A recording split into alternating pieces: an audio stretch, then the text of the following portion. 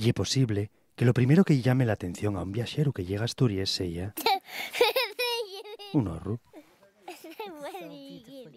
Na Asturias hai los perdallures, grandes caixones de madera alzaos nel aire que fueran fabricados para guardar la collecha. Hai horros nos montes, xunto a la mar, aillaos en caseríes ou arrexuntaos na plaza del pueblo.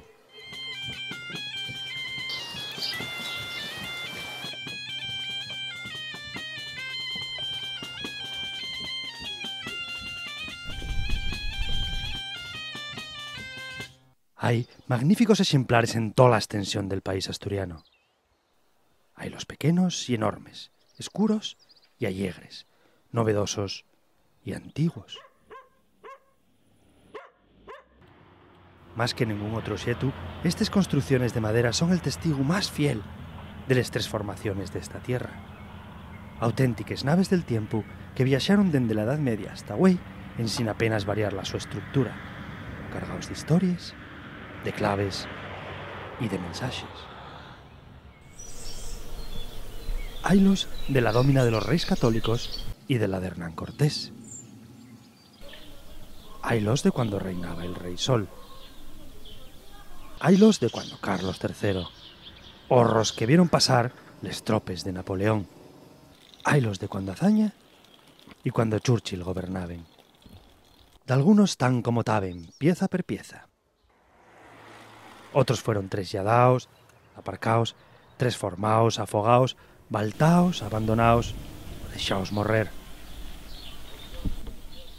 Con todo y con ello, miles de horros sobrevivieron en Asturias a los sos dueños e inclusive a les sos cases y a los sos pueblos. Estos ingenios desmontables como un gran puzzle vendiéronse, subastáronse, heredáronse y xugáronse a les cartes. Camudaron de casa y de valle 2, 3, 4 vegaes. ¿Cómo é posible que estes maderes sobrevivan 500 años al ventestate? ¿Cuál é el secreto de la so longevidad? Los horros de Asturias inda guarden muchos misterios, empezando por su número. Calcúlase que puede haber más de 20.000, pero nun se conoce la so cifra exacta. Más de 1 millar son del siglo XVI. La fecha más antigua que se encontró hasta ahora é 1505.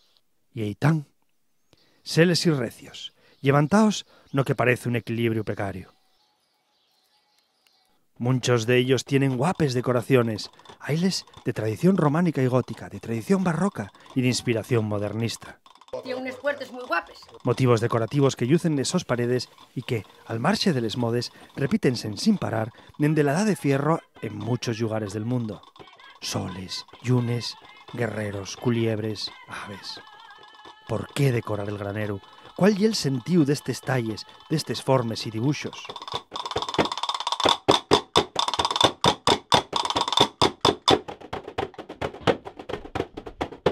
Hubo y hay horros en otros lugares de España y Europa, pero son especialmente abundosos en Asturias y en Galicia. En Galicia, donde la so principal función y el ensugo del maíz, los horros tienen tellaos con 2 vertientes. Lo mismo que los pocos horros que en Tasecal tienen en otros lugares de Europa. Pero este tellao a 4 aguas, como una pirámide, fai lo distinto. ¿Quién lo imaginó y lo puso en pie por primera vez? Un modelo tan perfecto que apenas tuve variaciones estructurales los últimos 600 años. Una tapa a 4 aguas. Misterioses y monumentales arques que guarden dende hai siglos la yalga de cada casa, la comida, el grano, la carne, el queso, el miel, les escritures, los libros, la ropa de los difuntos, o cualesquier otra cosa. A fuerza de estar presentes, los horros fixéronse invisibles a los güellos de muchos asturianos.